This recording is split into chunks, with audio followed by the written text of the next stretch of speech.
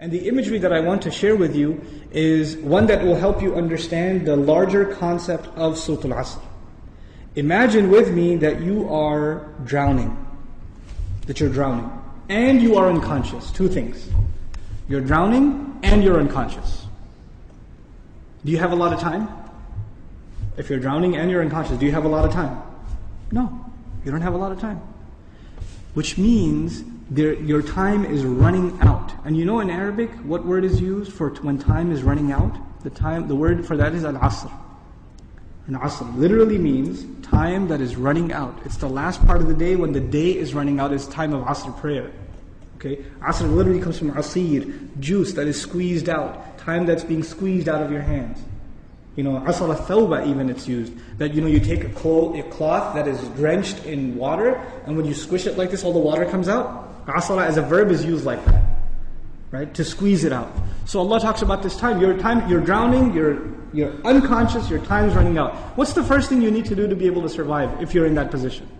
If you hope to survive, what's the first thing you're going to need? What do you think?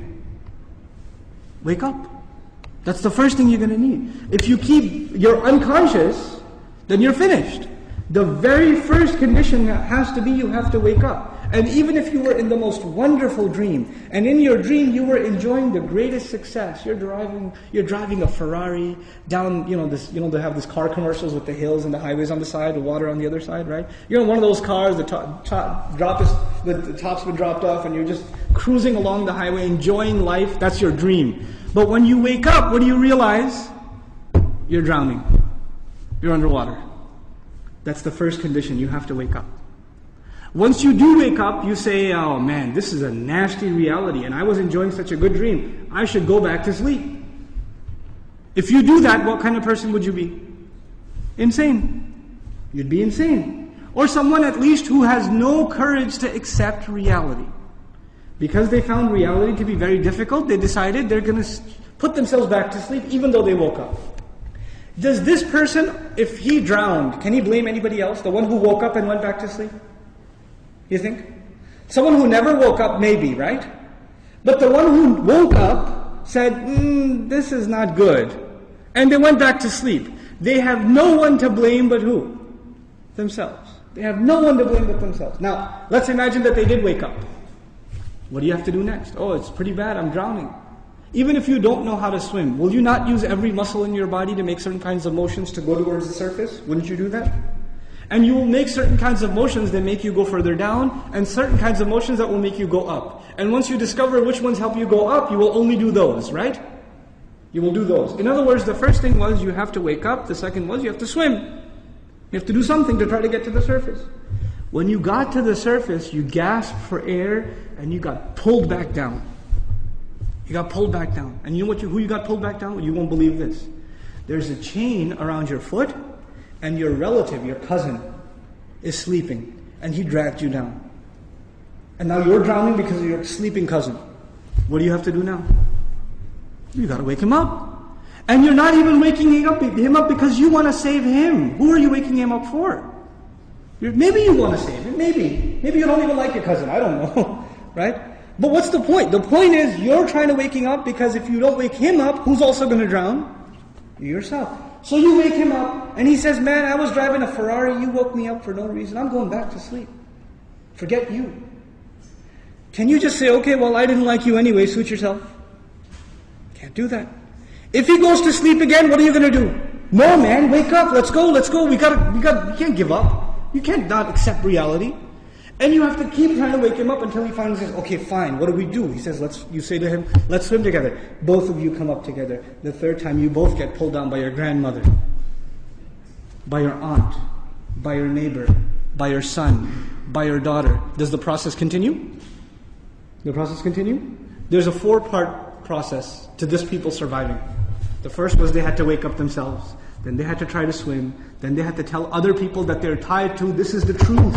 Let's go.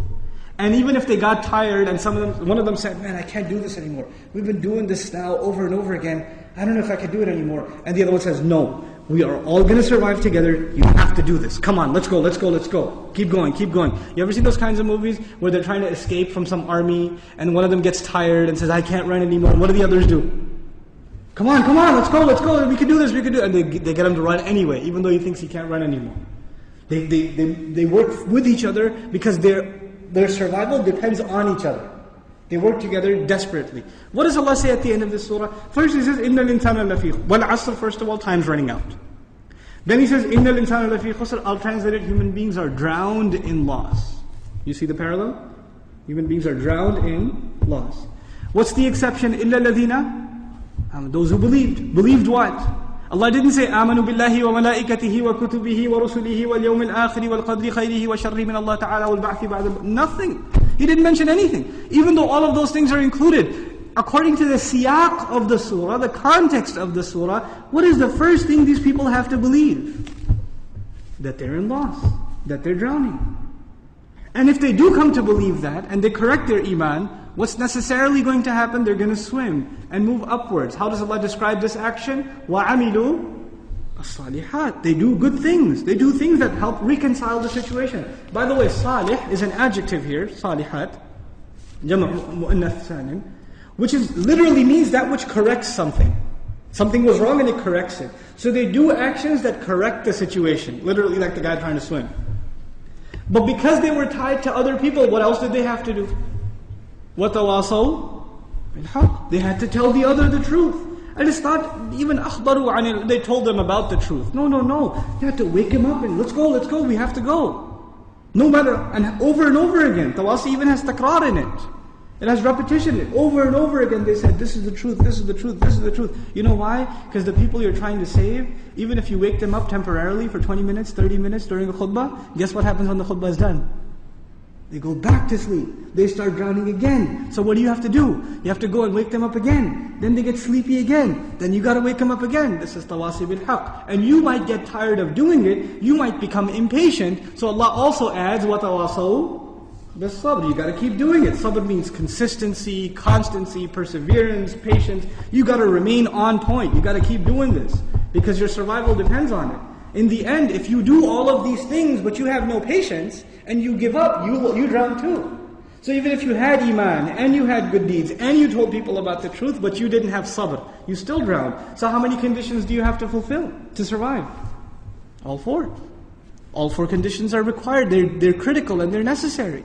Which is why there's a wa in between them. You see the logical progression from iman to amil salihat, to tawasaw bil haqq, to tawasaw bil sabr, beautifully articulated in this surah.